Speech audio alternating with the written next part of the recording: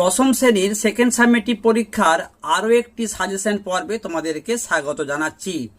আজকে আমি তোমাদের ইতিহাসের যে তিনটি অধ্যায় সেকেন্ড সামেটিভ পরীক্ষা হবে, চতুর্থ অধ্যায়, পঞ্চম অধ্যায় এবং ষষ্ঠ অধ্যায়, এই অধ্যায় থেকে তোমাদেরকে জাস্ট কয়েকটি করে প্রশ্ন আমি 4 এবং 8 মার্কের অধ্যায় ধরে ধরে জানিয়ে দেব। তোমাদের বলবো তোমরা এই প্রশ্নগুলো তুমি যদি ভালো করে তৈরি করো, তোমরা সেকেন্ড সামেটিভ পরীক্ষার পাশাপাশি টেস্ট এবং ফাইনালে কমন পেয়ে যাবে।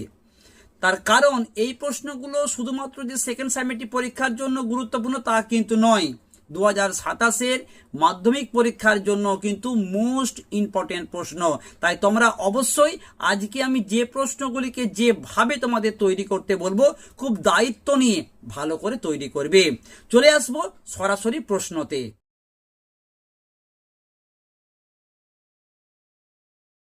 দেখো, তোমরা 2027-এর মাধ্যমিক পরীক্ষার্থী, আর এটি তোমাদের সেকেন্ড সামেটিভ পরীক্ষার ইতিহাসের সাজেশন। চলে আসবো চতুর্থ অধ্যায়।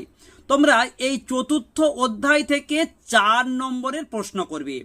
মহারানীর ঘোষণাপত্রের ঐতিহাসিক তাৎপর্য লেখো, বা এই প্রশ্নটাকে ঘুরিয়ে বলতে পারে যে মহারানীর ঘোষণাপত্র টিকা লেখো, প্রথম প্রশ্ন। দ্বিতীয় প্রশ্ন তোমরা করবে কিছু টিকা, ভারত সভা, হিন্দু মেলা, ইলবার্ট বিল, খুব গুরুত্বপূর্ণ, তোমাদের তৈরি করতেই হবে। তোমরা প্রশ্ন করবে গোরা উপন্যাস। দেখো, তোমাদের প্রশ্নকে কিন্তু এই কয়েক বছর বেশ সহজ করে দিচ্ছে না, প্রশ্নকে কিন্তু ঘুরিয়ে দিচ্ছে, উত্তর কিন্তু একই হয়। কিরকম দেখো, ধরো তো এই যে গোরা উপন্যাস, এই প্রশ্নটাকেই ঘুরিয়ে বলল যে গোরা উপন্যাসটিতে রবীন্দ্রনাথ ঠাকুরের যে জাতীয়তাবাদী ভাবধারার পরিচয় পাওয়া যায় তা আলোচনা করো। তোমরা প্রশ্ন করবে যে 1857 সালের মহাবিদ্রোহের প্রতি শিক্ষিত বাঙালি সমাজের কিরূপ মনোভাব ছিল, বেশ গুরুত্বপূর্ণ প্রশ্ন।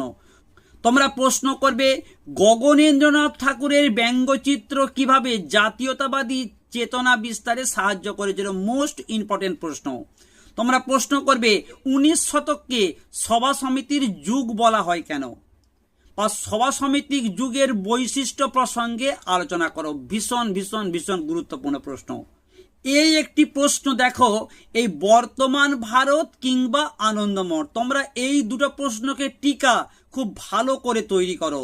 এই দুটো টিকাকে কিন্তু ম্যাক্সিমাম আমরা দেখেছি প্রশ্নপত্রের ক্ষেত্রে, এই দুটো প্রশ্নকে একসঙ্গে 8 নম্বরের প্রশ্নতে কিন্তু দেওয়া হয়। তোমাদের প্রশ্ন এই রকম আসবে যে জাতীয়তাবাদ বিকাশের ক্ষেত্রে আনন্দমঠ এবং বর্তমান ভারত গ্রন্থের ভূমিকা লেখো, ভীষণ ভীষণ ভীষণ গুরুত্বপূর্ণ প্রশ্ন আমি বলবো। তোমরা এই একটা প্রশ্ন করবে খুব ভালো করে, 1857 খ্রিস্টাব্দের বিদ্রোহকে কি স্বাধীনতার প্রথম সংগ্রাম বা জাতীয় বিদ্রোহ কিংবা সামন্ত শ্রেণীর বিদ্রোহ বলা যায়? তোমার সাপেক্ষে উত্তর দাও। মোস্ট ইম্পর্টেন্ট প্রশ্ন। তোমরা দেখবে সেকেন্ড সামেটিভ পরীক্ষার পাশাপাশি টেস্ট পরীক্ষাতে ম্যাক্সিমাম স্কুলেতে কিন্তু এই প্রশ্নটা আসার সম্ভাবনা প্রবল। খুব ভালো করে এই প্রশ্ন তোমরা তৈরি করো। এরপর আমরা চলে আসবো এই চতুর্থ অধ্যায় থেকে তোমরা 8 নম্বরের প্রশ্ন করবে। এই অধ্যায় থেকে তোমাদের আমি একটি মাত্র প্রশ্ন দিয়েছি, লেখায় ও রেখায় জাতীয়তাবাদের বিকাশ সম্পর্কে আলোচনা করো, মোস্ট মোস্ট মোস্ট ইম্পর্টেন্ট। আমি বলতেই পারি যে একটা করলে একটাই, ম্যাক্সিমাম স্কুলেতে এই প্রশ্নটা আসার সম্ভাবনা কিন্তু 2026-এর সেকেন্ড সামেটিভ পরীক্ষাতে প্রবল। খুব ভালো করে তোমরা এই প্রশ্নটা তৈরি করবে, আর তোমরা আমাকে কমেন্ট করে জানাও আমি তোমাদের যে চতুর্থ অধ্যায় থেকে যে প্রশ্নগুলো দিলাম এইগুলো তুমি কতটা তৈরি করেছো, তোমাদের স্যার বা তোমার যিনি গৃহশিক্ষক রয়েছে তার সাথে এই সাজেশনটা কতটা মিলল, একটু কমেন্ট করে জানিও কেমন। তাহলে তোমরা এই চতুর্থ অধ্যায় থেকে একটি মাত্র 8 মানের প্রশ্ন আর এই 7টি 8টি প্রশ্ন খুব ভালো করে তোমরা তৈরি করো।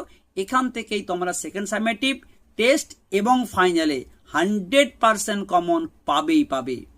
এইবার চলে আসি পঞ্চম অধ্যায়।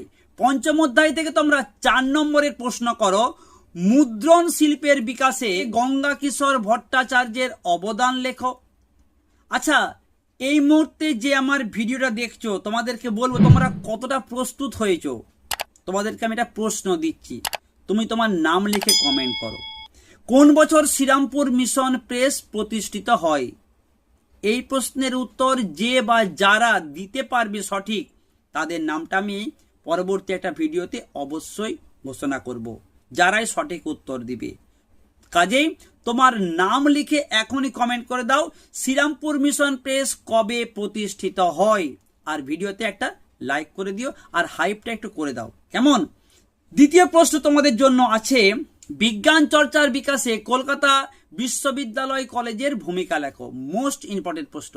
3 নম্বর প্রশ্ন, ক্যালকাটা স্কুল বুক সোসাইটির উদ্যোগে ছাপাখানার প্রসার ও শিক্ষা বিস্তার কিভাবে ছিল? তোমরা এই অধ্যায় থেকে টিকা তৈরি করবে বসু বিজ্ঞান মন্দির আর জাতীয় শিক্ষা পরিষদ। বসু বিজ্ঞান মন্দিরটা কিন্তু মোস্ট ইম্পর্টেন্ট প্রশ্ন। তোমরা প্রশ্ন করবে বিটিআই টিকা, বেঙ্গল টেকনিক্যাল ইনস্টিটিউট। এই প্রশ্নকে ঘুরিয়ে বলতে পারে বিটিআই টিকা বললো না, তোমাদের প্রশ্ন আসলো যে বাংলায় কারিগরি শিক্ষার বিকাশে বেঙ্গল টেকনিক্যাল ইনস্টিটিউটের ভূমিকা লেখো। ভীষণ গুরুত্বপূর্ণ প্রশ্ন আমি বলবো। নেক্সট তোমরা প্রশ্ন করো যে শ্রীরামপুর মিশন প্রেস কিভাবে একটি অগ্রণী মুদ্রণ প্রতিষ্ঠানে পরিণত হলো? অত্যন্ত গুরুত্বপূর্ণ প্রশ্ন এটি। আর তোমাদের জন্য আমি শেষ প্রশ্ন দিয়েছি, বাংলায় বিজ্ঞান চর্চার বিকাশে মহেন্দ্রলাল সরকারের অবদান লেখো।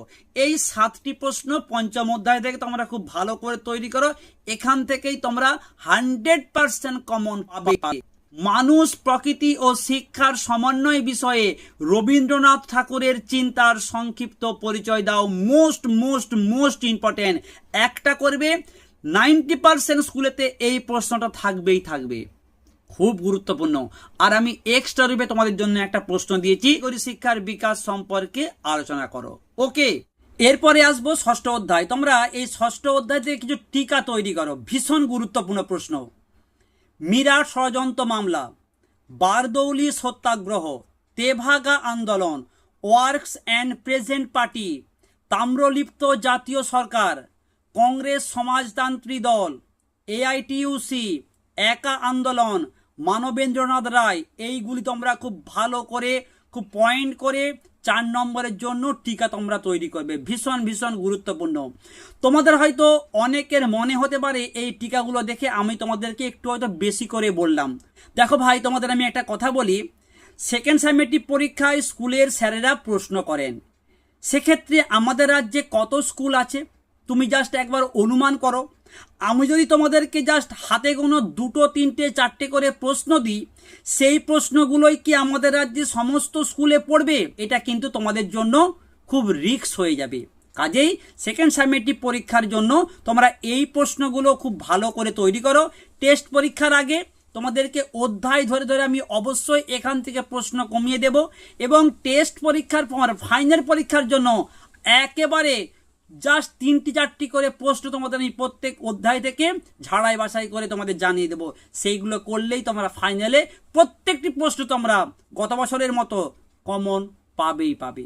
ওকে, তোমরা দ্বিতীয় প্রশ্ন করবে, ভীষণ ভীষণ গুরুত্বপূর্ণ, এটি 4 কিংবা 8-এর জন্য আসতে পারে।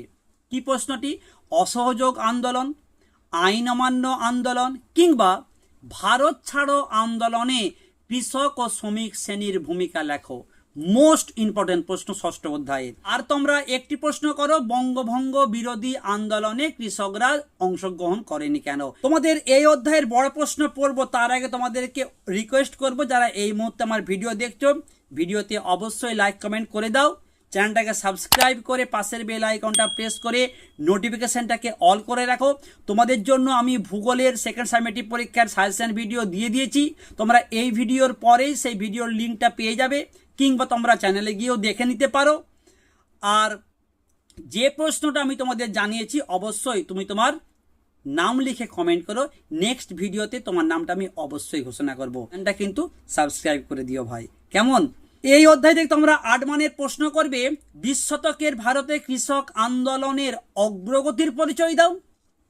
আর তোমাদের একটি প্রশ্ন দিয়েছি, ভারতের স্বাধীনতা আন্দোলনে বামপন্থীদের অবদান লেখো। এই 2টি প্রশ্ন, তোমরা এই প্রশ্নগুলো তোমাদের যেভাবে বললাম তৈরি করো। এখান থেকে সেকেন্ড সেমেস্টার পরীক্ষা, টেস্ট এবং ফাইনালে প্রত্যেকটি প্রশ্ন তোমরা কমন পাবেই পাবে। সকলের জন্য থাকলো অনেক অনেক শুভেচ্ছা।